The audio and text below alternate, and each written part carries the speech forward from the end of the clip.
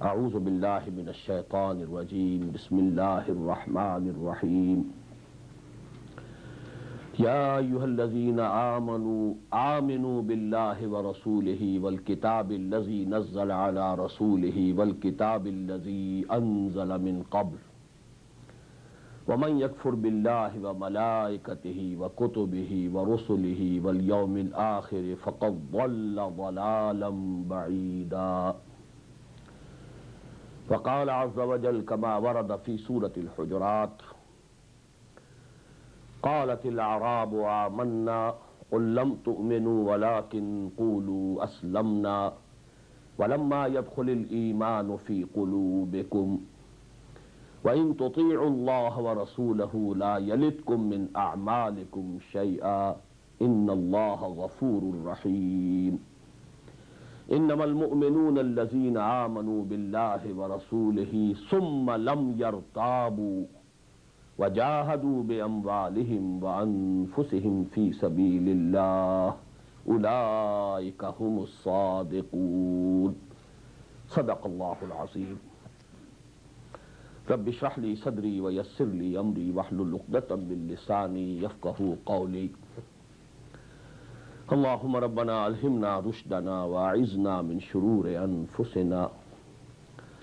اللهم ربنا نور قلوبنا بالإيمان واشرح صدورنا للإسلام ووفقنا أن نجاهد في سبيلك بأموالنا وأنفسنا وارزقنا شهادة في سبيلك آمين يا رب العالمين. Dear brothers and sisters and sons and daughters in Islam, Assalamu alaikum wa rahmatullahi wa barakatuh. You must be feeling that we are still, regarding our discussion on Imaan, still on the same place where we were at the end of the session before the last one. That is, a part of the fourth discussion is still remaining, and that is, what is the relative importance of the three pillars of faith, three pillars of Imaan, as compared to each other. I told you the three pillars, main pillars of Imaan or faith, Islamic faith. Please note here, actually there is no word in English equivalent to the word Imaan. But we are forced to translate it by belief, by faith, but actually they are in no way equivalent to the word Imaan. So we have to use and repeat the word Imaan. So the three main pillars of Imaan, the Tawheed or Al-Imanu Billah, the Ma'ad or Al-Iman Bil-Akhirah, and thirdly, Iman Bil-Risalah, Iman Bil-Nubuwwah. Out of these three, essentially, basically, fundamentally, and in principle, the real Iman is Iman Billah. It includes all the other Imaniyat, all the other pillars of faith in it. What is Iman Bil Risalah? It is the extension of the attribute of Allah. He is Al-Hadi, the one who guides. And the guidance of Allah subhanahu wa ta'ala manifests itself in the form of Wahi, Nabuwah, Risalah, books. So it's the corollary of Iman Billah. In the same way, what is Iman Bil Akhirah? It is the corollary and the extension of the attribute of Allah. He is Al-Adl, and the manifestation of His justice is going to be on the day of judgment and in the hereafter. So actually Iman, essentially, basically, fundamentally and in principle, Iman is Iman Billah and Tawheed. That is why you must be remembering at least some of you, if you learned by heart in your early years of life the wordings of Al-Imanul Mujmal and Al-Imanul Mufassal. What is the Iman in brief? Mujmal. آمنت بالله كما هو بأسمائه وصفاته وقبلت جميع أحكامه إقرار باللسان وتصديق بالقلب. No mention of angels, no mention of books, no mention of Anbiya, no mention of messengers, no mention of resurrection, no mention of the Day of Judgment, nothing of the sort. This is Iman in essence. This is the Iman Mujmal. In brief, the whole Iman is Iman billah. Amantu billahi kama huwa bi asma'ihi wa sifatihi. I believe in Allah as He is manifest by His names and attributes. Wa qabiltu jami' ahkamihi. I accept all His commands. As we find in the last but one ayah of Surah Al-Baqarah, آمن الرسول بما أنزل إليه من ربه والمؤمنون كل آمن بالله وملائكته وكتبه ورسله لا نفرق بين أحد من رسله وقالوا سمعنا وأطعنا غفرانك ربنا وإليك المصير. The essential result of Iman is سمعنا وأطعنا. We listen and obey. So, आमन्तु बिल्लाहि कमा हुआ बिअस्माइहि व सिफातिहि व क़बिलतु जमीअ अहकामिहि. And now note the two expressions which are very basic, very important. And our next discussion, you know, that will be based on these two expressions. إقرار باللسان وتصديق بالقلب.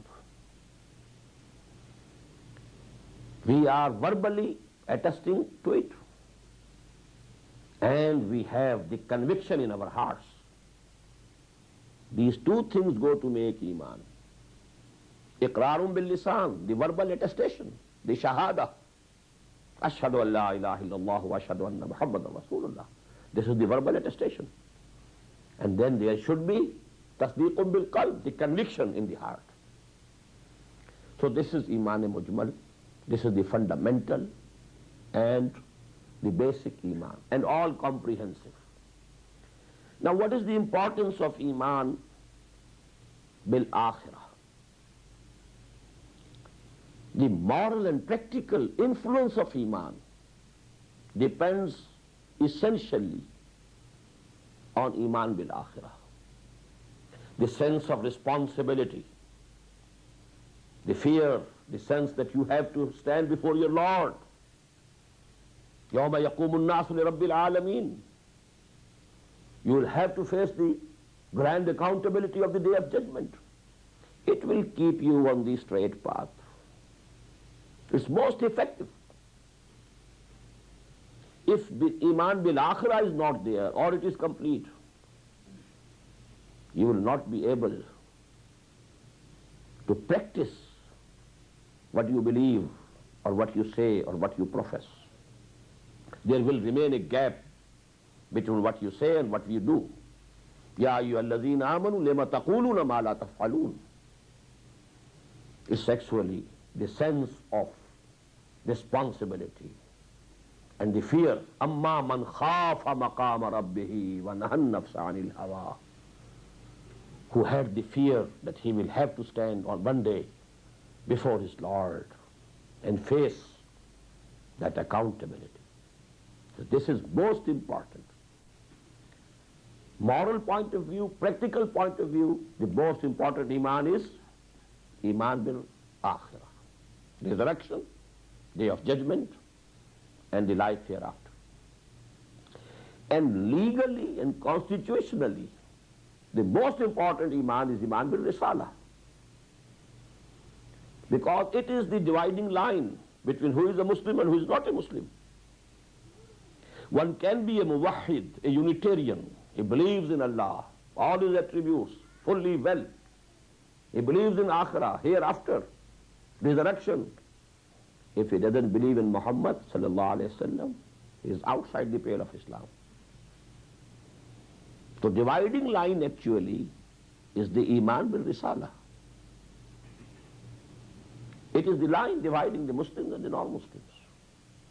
You can find people among Hindus who are muwahideen, among other people, might be in Jews. You can find among them who believe in resurrection. But because they don't believe in Muhammad sallallahu alaihi wasallam, they are non-Muslims.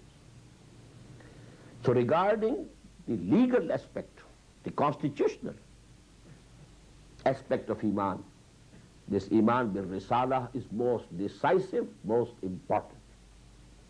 Secondly, Iman billah will only be correct and acceptable in Islam if it includes all the attributes of Allah subhanahu wa ta'ala which have been told to us by Muhammad sallallahu alaihi wasallam. Amantu billahi kama huwa bi asma'ihi wa sifat. We couldn't name the names. We couldn't know. We didn't have any source of knowing the names and attributes of Allah subhanahu wa ta'ala. So only that Iman billah is mu'tabar.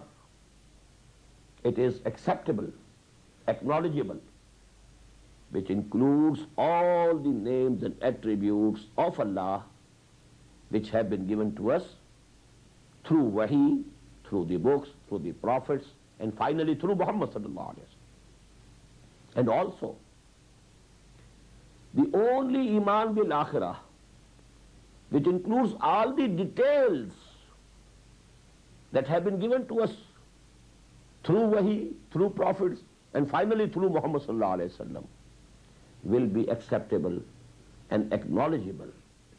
The details of resurrection, the details of hisab, yawma yaqumul hisab, the details of that accountability, the details of Jannah, the details of Nar and Jahannam. All these details, we don't have any source of knowledge. And we cannot know these things except through wahi, through risala, and finally, as I said, through Muhammad sallallahu alaihi wasallam. Because Quran also, we have been given through Muhammad sallallahu alaihi wasallam. And then he has been given much more knowledge, additional to the Quran, in addition to the Quran. Utitul Qurana wa misluhu ma'ahu. I have been given Quran and something else also. Allah subhanahu wa ta'ala has given me some more knowledge also. And on the basis of that knowledge, he has told us. So now, to sum up, fundamentally, basically, essentially, and in principle, the whole Iman, all inclusive, is Iman billah or Tawheed. Most important. But legally, constitutionally, the most important Iman is Iman bil Risala. And morally and practically, to have the influence on the characters of the people, the behavior of the people, the most important Iman is the Iman bil Akhirah. And now we are going to the 5th and the 6th and the 7th headings. They will be discussed jointly now. The 5th is the two aspects of Iman. The 6th, the relationship between Iman and Amal. What's the relationship between Iman and Amal Salih, the good deeds? And thirdly, the solution of an age-old controversy, whether Iman can increase as well as decrease, or it doesn't increase at all, nor it decreases at all. So these were the three headings, the 5th, 6th, and 7th. I have recited in the beginning ayah number 136 of Surah An-Nisa. Ya ayyuhalladhina amanu aminu billahi wa rasulihi wal kitab alladhi nazzala ala rasulihi wal kitab alladhi anzala min qabl. O you who believe, have real belief in Allah and His Messenger and the book that He sent down to his messenger and the book that he sent before.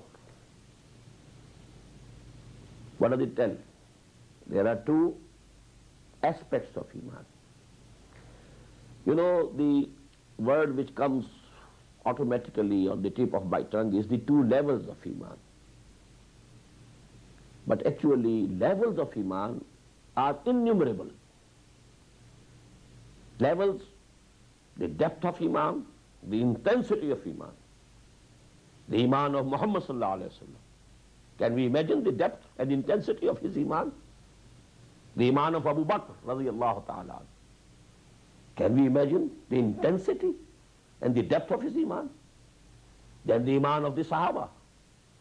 Then you go on, coming to the Iman of any one of us.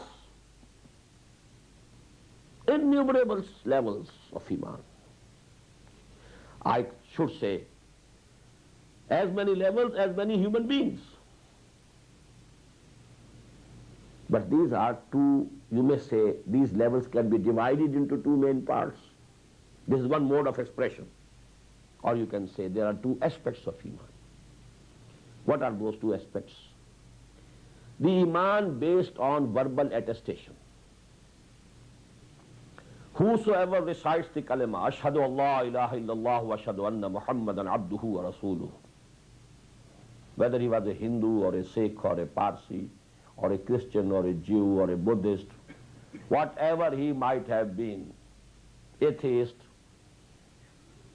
he might be anything. No sooner than he recites, he utters these words, Ashhadu an la ilaha illallah wa ashhadu anna Muhammadan Rasulullah, he becomes a Muslim. He becomes a mu'min.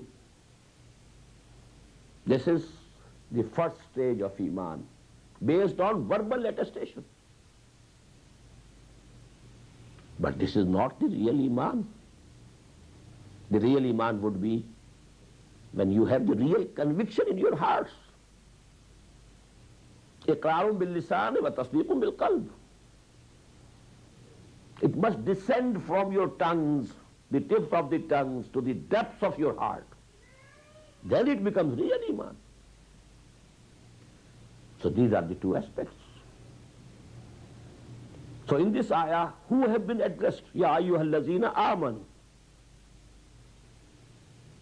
People who are doing the verbal attestation, who are reciting the kalima of shahada, who profess to be Mu'mins, who say with their tongues, Amantu billahi wa malaikatihi wa kutubihi wa rusulihi wal yawmil akhiri wal qadri khairihi wa sharrihi min Allah ta'ala wal ba'si ba'd al-maut. So these are the people who have been addressed, Ya ayyuhallazina amanu. And then comes the Fa'ilul Amr, the imperative, the command, the order. Aminu billahi wa rasulihi. Have real faith, have real conviction in Allah and His Messenger.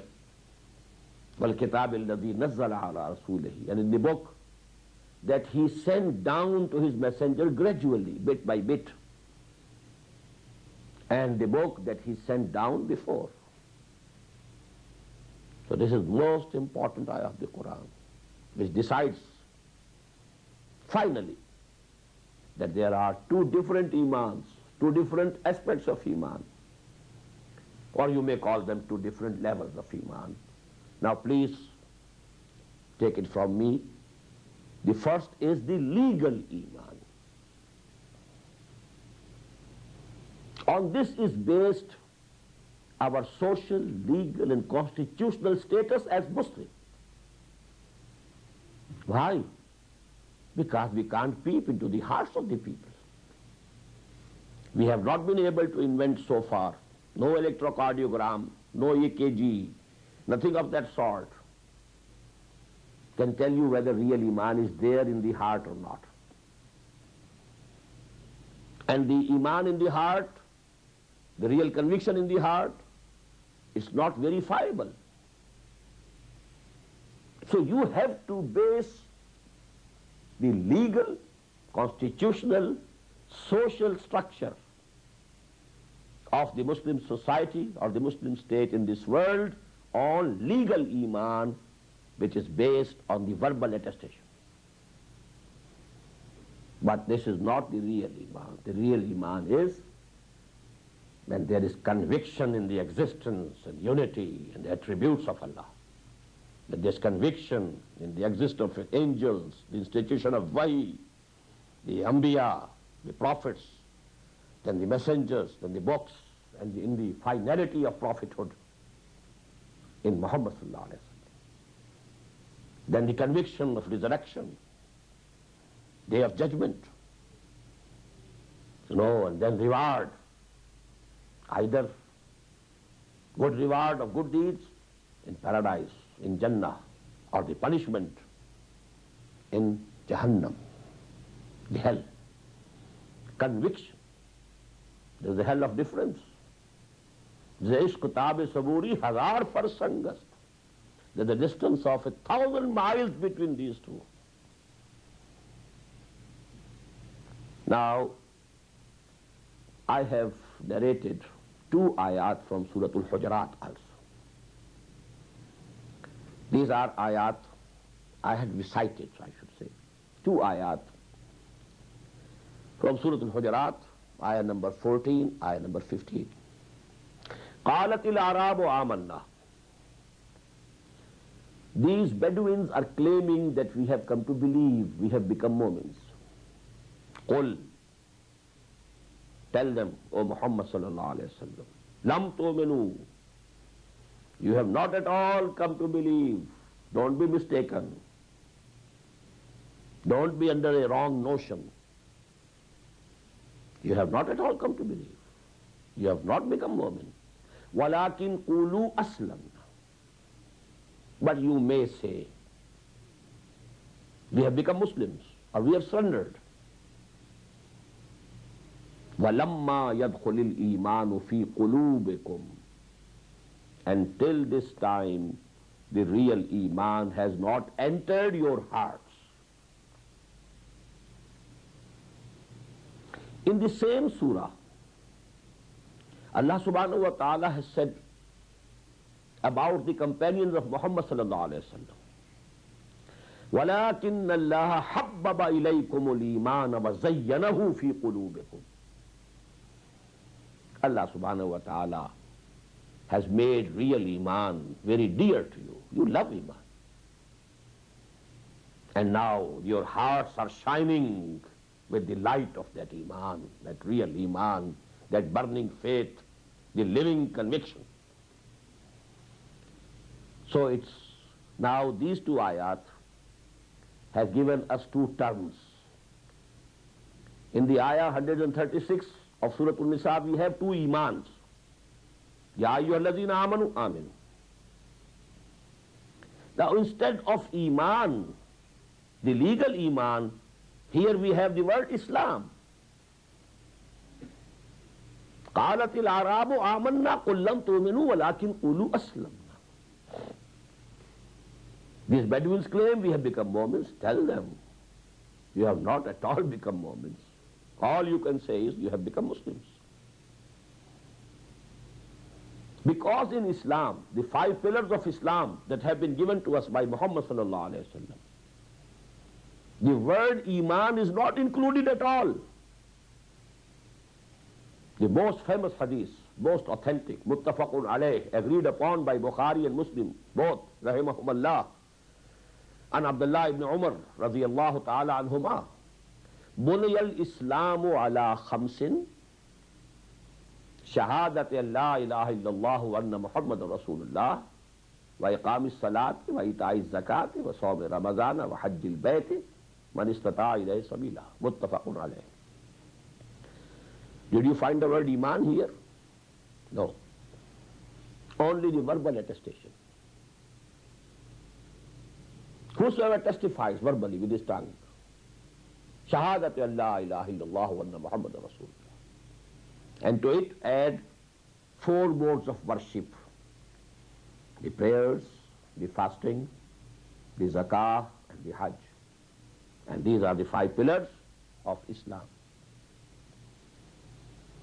So this is the most profound issue, a basic principle if we can understand it. Because, now please let me give you, there is a problem, a paradox, a dilemma, about which our enemies can say there is contradiction. The enemies would call it contradiction. But we have to accept the problem is there. Although there can be no contradiction in Quran and Hadith. But apparently there is a contradiction. And I am calling it a problem, a paradox, a dilemma. What is it? Here Quran says, قَالَتِ الْأَعْرَابُ آمَنَّا قُلْ لَمْ تُؤْمِنُوا وَلَكِنْ قُولُوا أَسْلَمْنَا وَلَمَّا يَدْخُلِ الْإِيمَانُ فِي قُلُوبِكُمْ.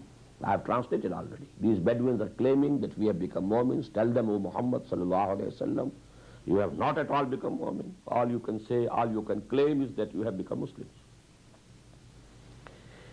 And on the other hand, in the ayah number 94 of Surah An-Nisa, Allah Ta'ala himself says, وَلَا تَقُولُوا لِمَنْ أَلْقَى إِلَيْكُمُ السَّلَامَ لَسْتَ مُؤْمِنًا.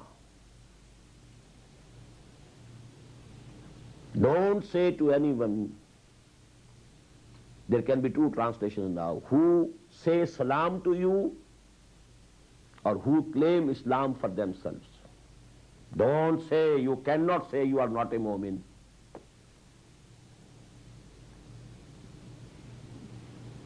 There is a problem. لا تقولوا لمن ألقى إليكم السلام لست مؤمنا. Whosoever says to you Assalamu alaikum, you can't say you are not a mu'min. You have to accept him as a mu'min.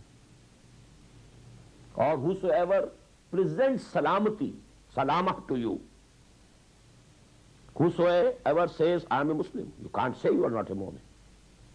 And there قالت الأعراب آمنا قل لم تؤمنوا ولكن قولوا أسلمنا ولما يدخل الإيمان في قلوبكم. Apparently there is a contradiction. We know there cannot be any contradiction in Quran, but there is a problem to resolve, a paradox to solve, a dilemma to solve. And let me quote an incident, very important incident. It will throw the light on the complexity of this dilemma or problem or paradox. Once during a battle, jihad fi sabilillah, Hazrat Usama ibn Zayd radiyallahu ta'ala anhuma, who was very dear to the Prophet sallallahu alaihi wasallam, like his grandson, because you know that the Prophet adopted Hazrat Zayd radiyallahu ta'ala anhu as his son. But later on, when Surah Ahzab was revealed, you know, otherwise before that he was called Zayd ibn Muhammad sallallahu alaihi wasallam. But later again he reverted to Zayd ibn Harsa. And Usama was the son of Zayd, so very dear to Muhammad, just as a grandson. It happened that he had, you know, a man-to-man, one-to-one duel with a kafir, mushrik. And when that kafir or mushrik was overpowered absolutely, and he felt that now I am absolutely at the mercy of Usama, he said, Ashhadu an la ilaha illallah wa ashhadu anna Muhammadan Rasulullah. Usama radiallahu ta'ala anhu thought, as any one of us would have thought, that's only an excuse. He's not reciting the kalima from his heart sincerely. He wants only to be saved. So he didn't spare his life, killed him. But there was something within him now, whether I have done something wrong or something correct. He himself came and reported the incident to the Prophet ﷺ. The Prophet was angry, at least not pleased. He said, you have done something wrong. You have committed a blunder. And let me quote here the wordings of the Prophet. According to the hadith in Bukhari, the Prophet said, أَفَلَا شَقَقْتَ مِنْ قَلْبِهِ حَتَّى تَعْلَمَ أَقَالَهَا أَمْ لَا. Could you open his heart and see for yourself whether he uttered these words sincerely or not? You know, the anger in these words, this displeasure. According to hadith in Ibn Majah, Sunan Ibn Majah rahimahullah, فَهَلَّا شَقَقْتَ عَنْ بَطْنِهِ فَعَلِمْتَ مَا فِي قَلْبِهِ. Why didn't you open his abdomen and see? What did it mean? You couldn't do it. It cannot be verified. How could you decide? He was not true, he was not sincere. There might be 99%, circumstantial advance, circumstantial evidence that he is uttering these words insincerely, but there remains 1% at least possibility that he is uttering these words sincerely. And the words in the Sahih of Imam Muslim, they are much stronger.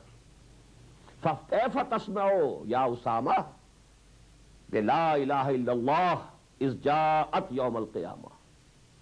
What will you do, O Usama, when this kalma, La ilaha illallah, will come against you on the day of judgment? I was there. This kalma, Ashhadu an la ilaha illallah, I was there. I was the shield for that person. And Usama killed the person. Now you know the complexity, how sensitive this issue is. Now let me add to another dimension, to this complexity, this paradox, this dilemma, this problem, to which I said the enemies will call contradiction. On the one hand, we have so many hadiths which tell us, Man qala la ilaha illallah dakhala al-jannah. In some we have found, Man qala la ilaha illallah mukhlisan an qalbihi dakhala al-jannah. Whosoever says these words, La ilaha illallah, at least sincerely, he will enter paradise. And on the other side we have ahadith. Let me quote a few. The first is from Hazrat Abu Hurairah radiyallahu ta'ala an, included in both the Sahihs of Imam Bukhari and Imam Muslim. The most authentic ahadith, I have told you, are those on the authenticity of whom these two topmost muhaddithin agree. La yazni zani hina yazni wa huwa mu'minun, wa la yasriqu sariqu hina yasriqu wa huwa mu'minun, wa la yashrabu al-khamara hina yashrabu wa huwa mu'minun. Nobody commits adultery in a state of Iman. He's not Iman. He's not mu'min at that time. Nobody drinks liquor, khamr, in the state of Iman. He's not a mu'min at that time. Nobody commits a theft in the state of Iman. Then there's a hadith from Hazrat Anas radiyallahu ta'ala an. It is included in Sunan of Imam Bayhaqi. La imana liman la amanata lahu, wa la deena liman la ahda lahu. And the words of Hazrat Anas radiyallahu ta'ala anhu are, قَلَّمَا خَطَبَنَا رَسُولُ اللَّهِ صَلَّى اللَّهُ عَلَيْهِ وَسَلَّمْ إِلَّا قَالَ لَا إِيمَانَ لِمَنْ لَا أَمَانَةَ لَهُ وَلَا دِينَ لِمَنْ لَا عَهْدَ لَهُ. It was only seldom that the Prophet sallallahu alaihi wasallam gave us any lecture or khutbah or sermon, and he didn't say these words. He always repeated these words in all his sermons. There is no Iman for whom there is no amana, who is not trustworthy, he has no Iman whatsoever.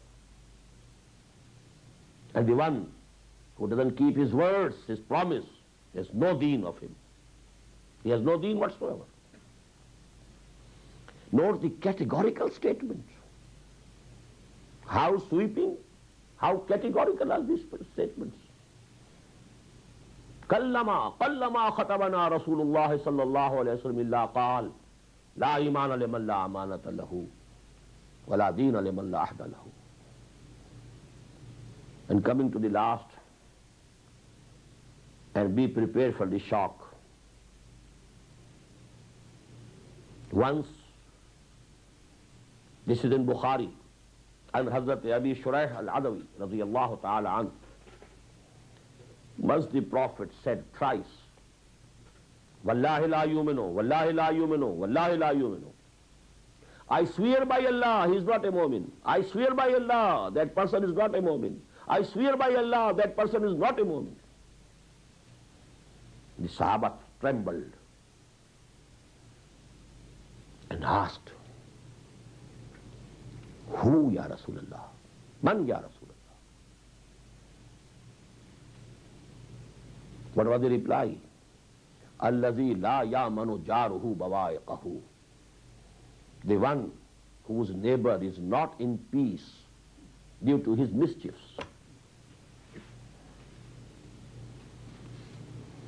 Just an immoral, uncultured attitude, uncivilized attitude.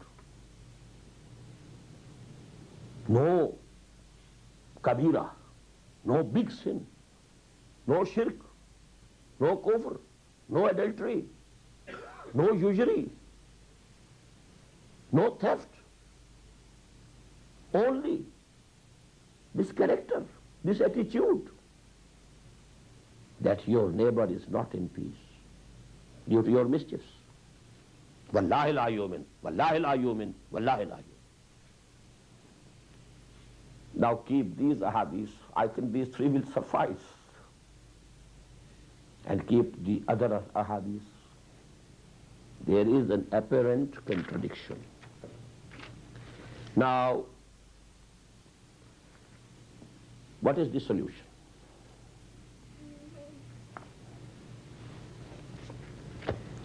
I feel that, these discussions are quite difficult, complicated. But I want that these be included in these lectures. These are very basic issues. Regarding this dilemma or paradox or problem or apparent contradiction, there have been 6 shades of opinion during the 1400 years history of the Muslim Ummah.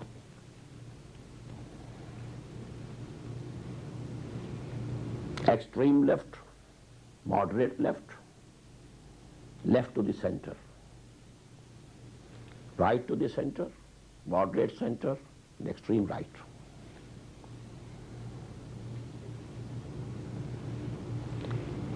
Extremes are absolute zalalah, reaching the level of kufr.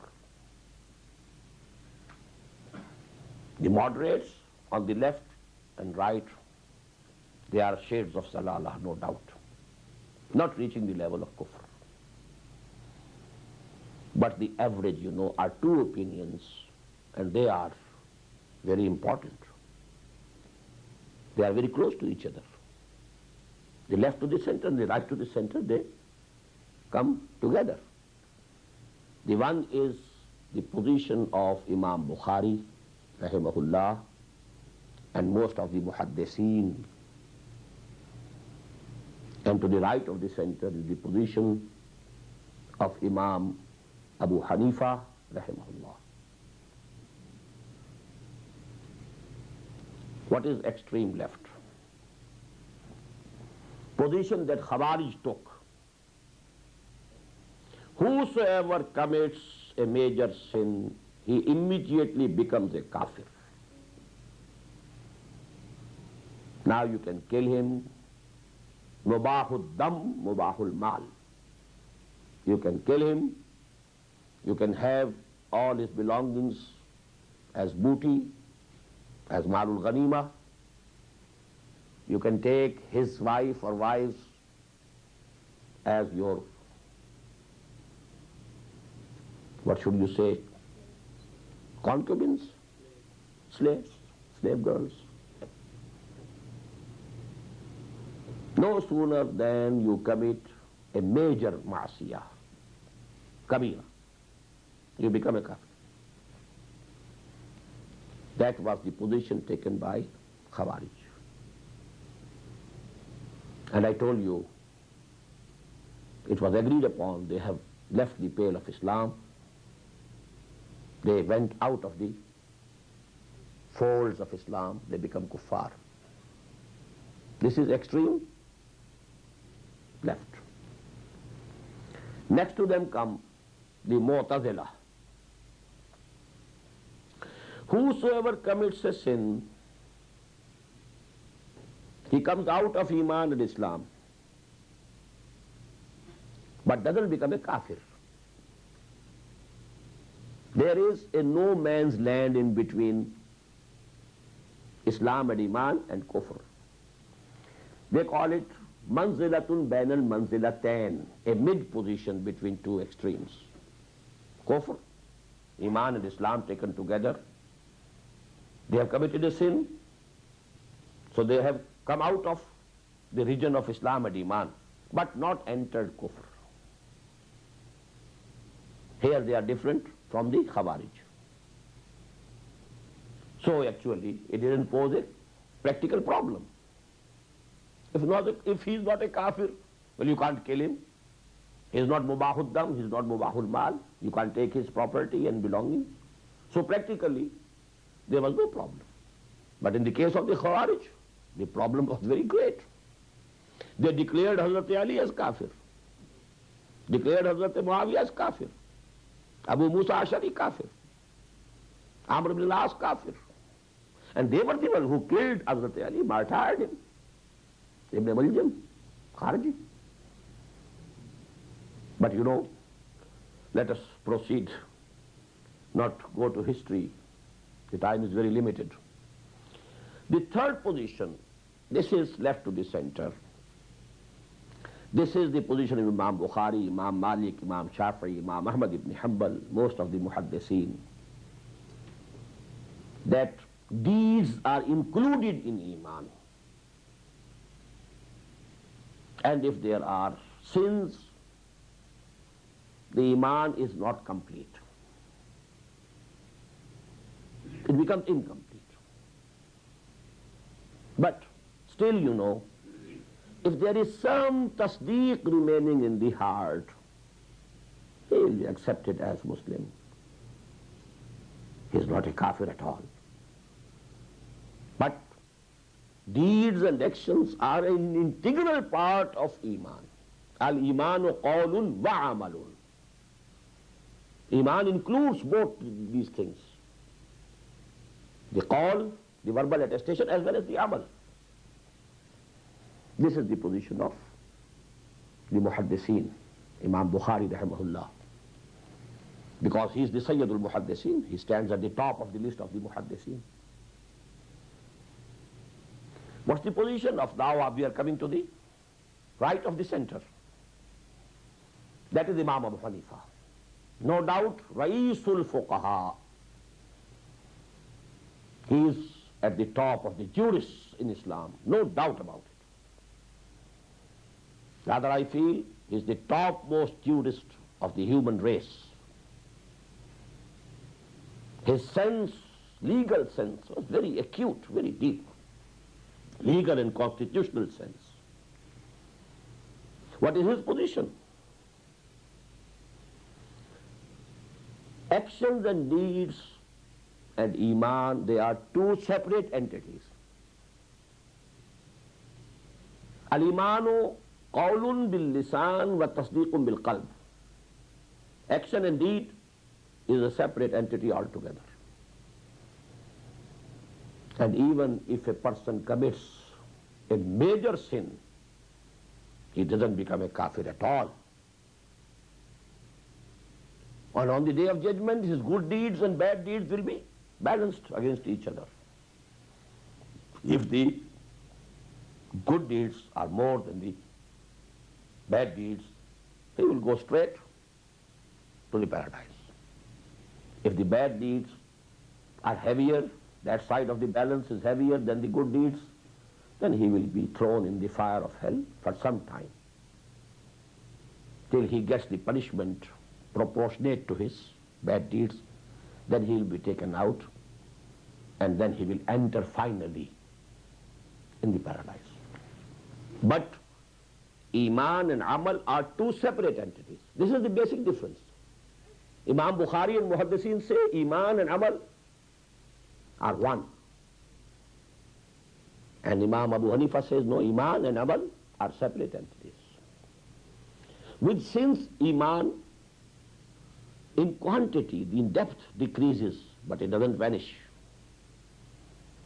Now you go to the next, the moderate on the right side, they are Murjiya. Who are Murjiya? They say Iman is Iqrar plus Tasdeeq. But wherever there are both Iqrar and Tasdeeq, no bad deed will bring any punishment to that person. This is Zalala, this is, something absolutely wrong. It makes people bold. Well, we have Tasdeeq, we have Iman. Now I can do anything, I can eat anything, I can do anything, I can commit any sin. It is not going to do me any harm. They are called Murjiya. And the last of all, at the extreme right, they are Karamiya. They say not even, Tasdeequm bil qalb is also not necessary. Even if there is verbal attestation, no sin can do any harm and will bring any punishment to that person.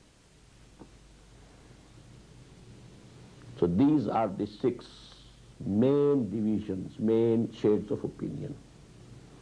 Now we come to the central 2. Leave the Khawarij, leave the Karamiya, leave the Mu'tazila, and mind you, the Mu'tazila and Ahl Tashayyu, they can be grouped in one. They have the same position as Mu'tazila.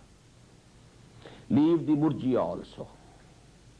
But in the center now, there is Imam Abu Hanifa, rahimahullah, Sayyidul Fuqaha, on the right side of the center, and the Muhaddiseen, with the Raisul Muhaddiseen, Imam Bukhari, on the left side of the center. They are very close to each other. Practically, there remains a very little difference between the position of the two. Theoretically, there is. According to Imam Bukhari, deeds and actions are integral part of Iman. And according to Imam Abu Hanifa, they are two separate entities. That's all. But now I'm coming to the last issue. And that is the controversy again between Imam Bukhari and Imam Abu Hanifa, rahimahumullah. There we find that the gap is very big. Imam Bukhari says, his position is, Iman can neither Iman increases as well as decreases. Al-Imanu yazidu wa yankus. You read Quran, you do good deeds, Iman will increase. You are keep the company of the ignorant people, people who have taken the wrong path, your level of Iman will decrease. Everybody can feel himself that this is the truth. There are various ayat of the Quran, I don't have time now at my disposal to refer to them. Zadathum imana, Quran says. وَمَا زَادَتْهُمْ إِلَّا إِيمَانًا وَتَسْلِيمًا. So Iman increases and Iman decreases. This is the position of Imam Bukhari rahimahullah. The position of Imam Abu Hanifa is just opposite, to the contrary. La yazidu wa la yanqus. Iman cannot increase, cannot decrease. It neither increases nor decreases. How to reconcile the two? Having the Raisul Muhaddiseen and having the Raisul Fuqaha, we can't ignore any one of them. Maybe, the Shawafi, the Hanabila, the Malikiya may ignore the position of Imam Abu Hanifa. But the Ahnaf cannot ignore Bukhari, because according to the Ahnaf also, the most authentic collection of the ahadith of the Prophet is the Sahih of Imam Bukhari, rahimahullah, no doubt. They accept Bukhari as asahul kutub ba'da kitabillah, the most authentic book after the book of Allah, that is Quran. But I thank God, He gave me the light. I have resolved this controversy. I say with full confidence, whatever Imam Bukhari is saying is 100% correct. And whatever Imam Abu Hanifa is saying is also 100% correct. How? You might be feeling he has gone crazy. The two contradictory statements, yazidu wa yanqus, la yazidu wa la yanqus. And both 100% correct. Yes, 100% correct. They are speaking about two different aspects of Iman. At the level of real Iman, Imam Bukhari's position is 100% correct. It increases, it decreases. But the real Iman, the conviction in the heart. And Imam Abu Hanifa is a jurist. He is looking to the legal and constitutional aspect of this issue. He is talking about legal Islam, legal Iman. And legally speaking, constitutionally speaking, this legal Iman gives you a social, legal and constitutional status in this world. You are entitled to all the rights of a Muslim in a Muslim society. All the rights of citizenship, full citizenship in an Islamic state, in the system of caliphate. Well, this legal status is stationary. It can't increase, it can't decrease. It remains the same.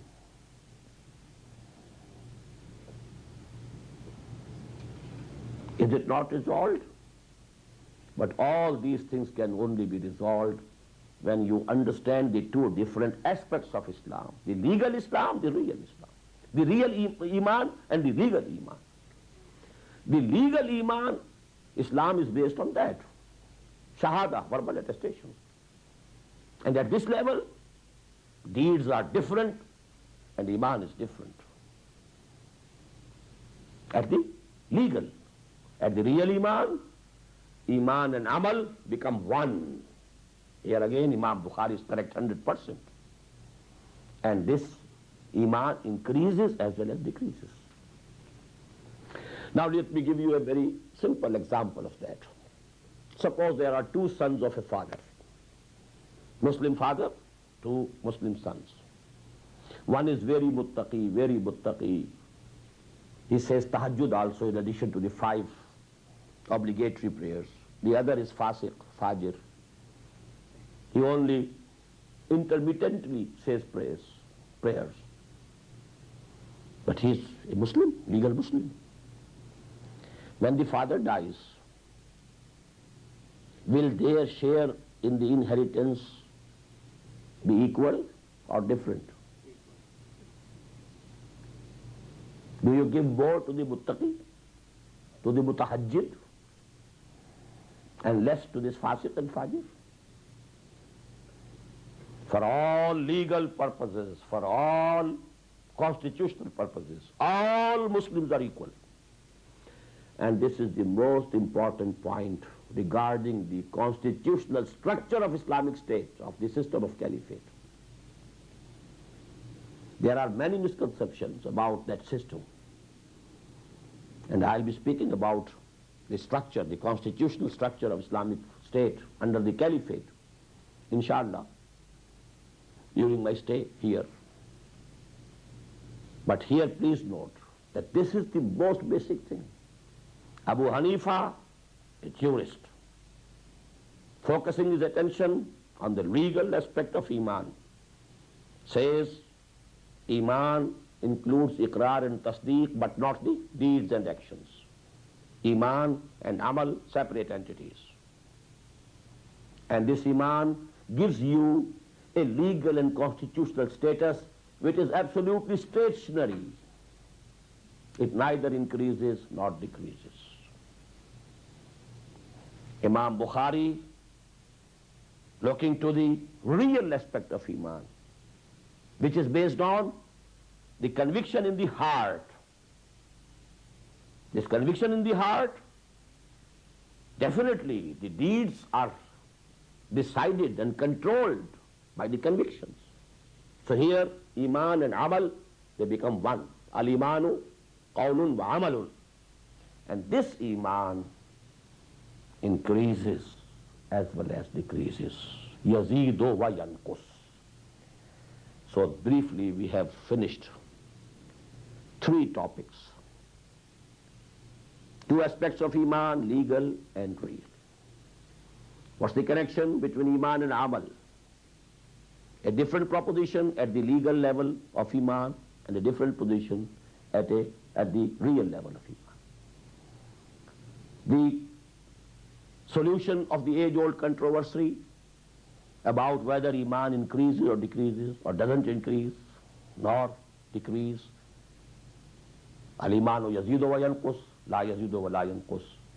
Yazidu wa yanqus at the real level, la yazidu wa la yanqus at the legal level. أقول قولي هذا واستغفر الله لي ولكم ولسائر المسلمين والمسلمات.